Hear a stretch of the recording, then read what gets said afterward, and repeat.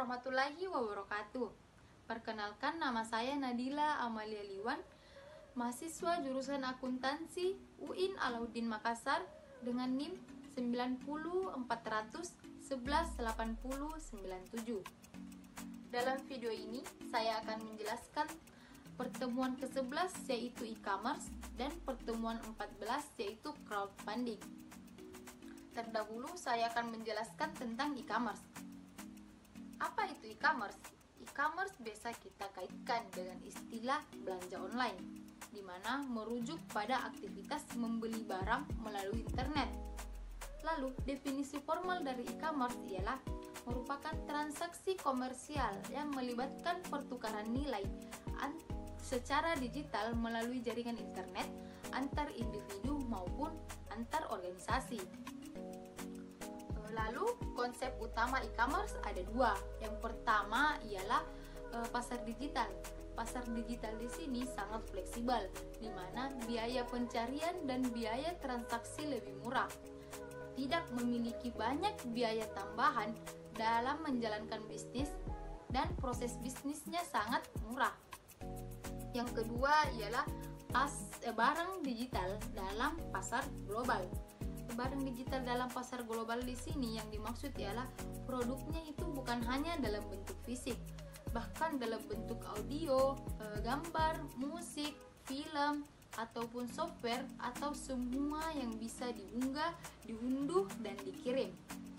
Jadi inti dari e-commerce ini di mana pebisnis maupun konsumen harus memiliki jaringan internet. Selanjutnya ialah alasan e-commerce berbeda-beda. Pertama itu ada di mana-mana. Baik pebisnis maupun konsumen itu ada di mana saja. Yang kedua ialah jangkauan global. Bukan hanya dalam Indonesia saja, bisnis ini melibatkan antar budaya maupun antar bangsa. Yang ketiga ialah standar universal. Standar universal di sini jaringan internetnya itu sama di seluruh dunia. Terus yang keempat ialah kaya manfaat. Kaya manfaat di sini e-commerce menghasilkan pesan, audio, film, gambar yang bisa diakses secara bersamaan.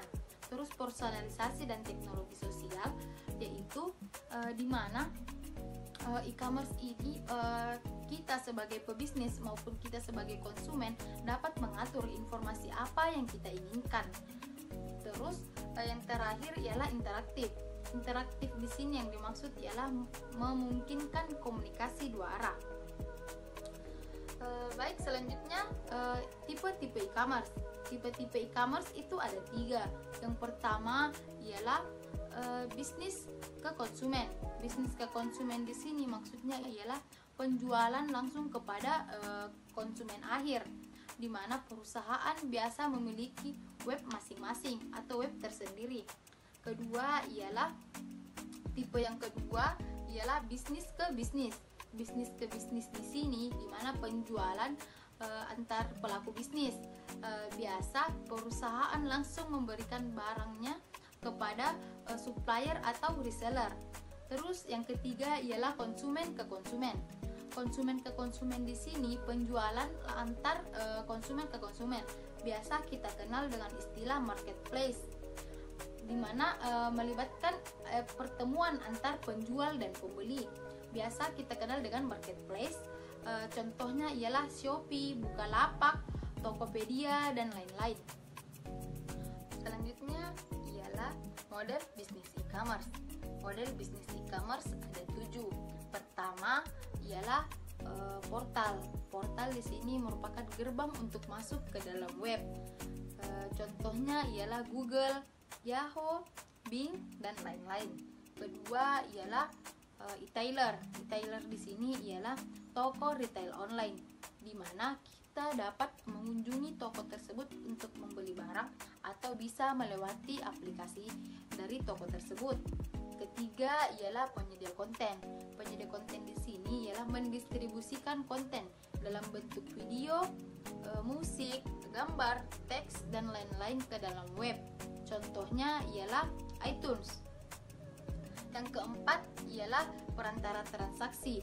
Perantara transaksi di sini situs yang memproses transaksi untuk konsumen. Contohnya ialah Traveloka, Tiket.com dan lain-lain. Kelima ialah pencipta pasar. Pencipta pasar di sini biasa kita kenal dengan istilah marketplace, yaitu tempat bertemunya antara penjual dan pembeli. Contohnya ialah Shopee, Tokopedia, Bukalapak dan lain-lain. Keenam ialah penyedia layanan. Di sini menyediakan jasa secara online. Contohnya ialah Google Apps atau Instagram. Yang ketujuh ialah penyedia komunitas, di mana situs yang menyediakan tempat berkumpulnya orang yang sama-sama memiliki keterkaitan. Contohnya ialah Twitter, Telegram, Facebook dan lain-lain, atau media sosial yang lain. Selanjutnya ialah model pendapatan e-commerce. Model pendapatan e-commerce ada 6. Yang pertama ialah pendapatan iklan. Merupakan situs yang menarik pengunjung dalam jumlah besar, yang dimana memberikan ruang untuk beriklan dengan memasang tarif tertentu. Kedua ialah pendapatan penjualan. Perusahaan mendapatkan pendapatan dari menjual barangnya kepada konsumen. Ketiga ialah pendapatan pelanggan, di mana situs web yang memasang tarif bagi pelanggan untuk masuk ke beberapa penawaran. Contohnya ialah View atau Netflix. Terus yang keempat ialah pendapatan free. Di sini di mana dia menawarkan beberapa layanan dasar secara gratis, tetapi untuk masuk ke dalam fitur premium dia harus membayarnya. Contohnya ialah aplikasi musik, yaitu Spotify atau Joox. Yang kelima ialah pendapatan biaya transaksi, di mana perusahaan menyediakan tempat untuk melakukan transaksi, di mana pendapatan ini contohnya ialah GoFood atau GrabFood. Terus yang keenam ialah pendapatan afiliasi. Pendapatan afiliasi di sini biasa dikenal dengan istilah endorse, di mana situs web ini merekomendasikan ke situs yang lain. Selanjutnya ialah membangun e-commerce. Membangun e-commerce ini kita harus memiliki sasaran bisnis, kemampuan sistem dan informasi. Lalu, apa saja yang perlu kita pertimbangkan jika ingin membangun platform e-commerce? Apakah kita membuat platform sendiri dalam bentuk website atau aplikasi, atau kita menyewa jasa orang untuk membuatkan platform? Tetapi kalau kita membuat sendiri itu memiliki biaya yang banyak, dan tentu saja membuat platform itu tidak mudah. Lalu yang kedua itu dengan menggunakan jasa orang untuk membuatkan kita platform. Di sini tidak ada namanya yang membagi keuntungan. Jadi inti dari e-commerce ini, kita dalam posisi pebisnis maupun konsumen itu harus memiliki jaringan internet atau kuota.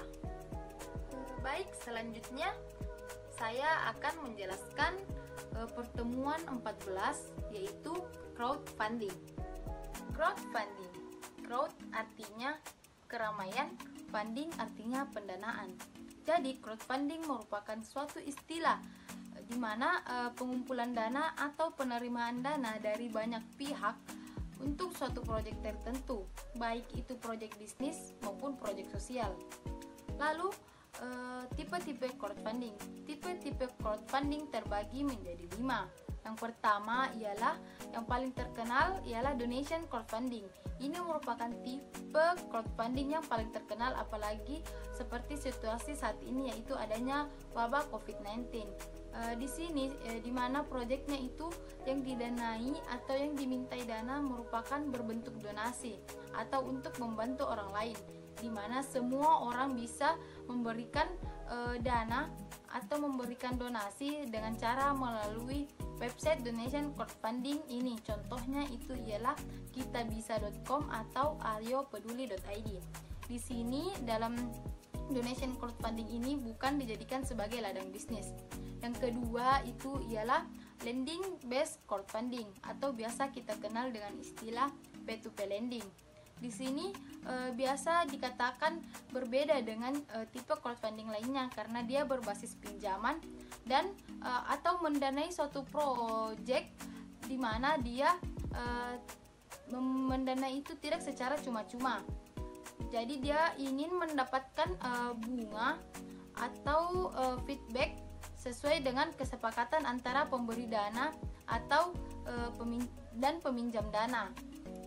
Yang ketiga itu ialah equity crowdfunding. Equity crowdfunding ini hampir sama dengan P2P lending, tetapi di sini dia bermain dengan saham. Oleh karena itu sedikit risk, maka dia dibawahi oleh OJK. Dan tidak semua tipe crowdfunding ini menyediakan equity crowdfunding karena terlebih dahulu mendaftarkan ke OJK.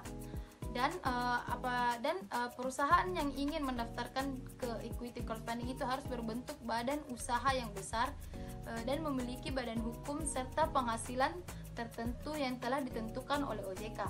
Adapun risiko dari equity crowdfunding ialah apakah benar-benar saham kita kembali atau tidak. Sama halnya seperti risiko di P2P lending itu, apakah dana yang kita berikan itu kembali beserta bunganya atau tidak.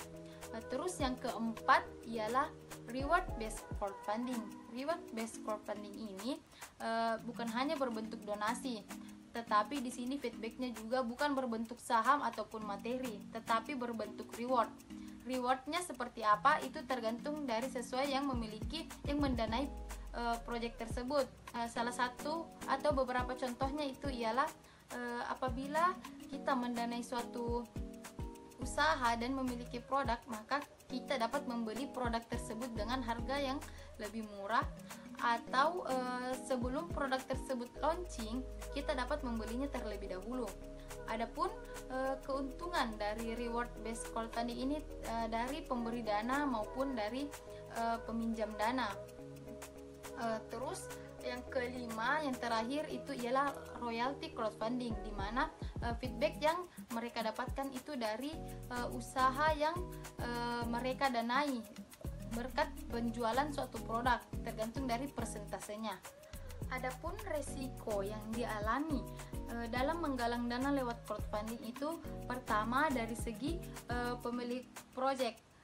Misalkan persentase platform kita kurang menarik, maka dana yang kita butuhkan itu belum tentu ada atau sesuai dengan target yang kita harapkan.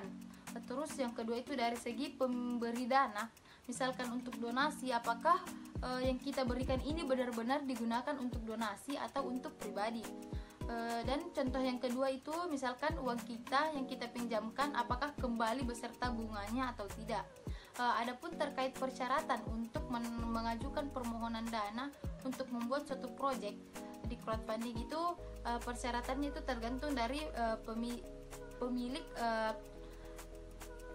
proyek tersebut, dan terkait dari pendapatan dari penyedia platform itu tergantung dari persentase yang mereka hasilkan untuk mengambil sebuah keuntungan. Mungkin sekian dari saya, kurang dan lebihnya mohon dimaafkan. Syukran. Wassalamualaikum warahmatullahi wabarakatuh.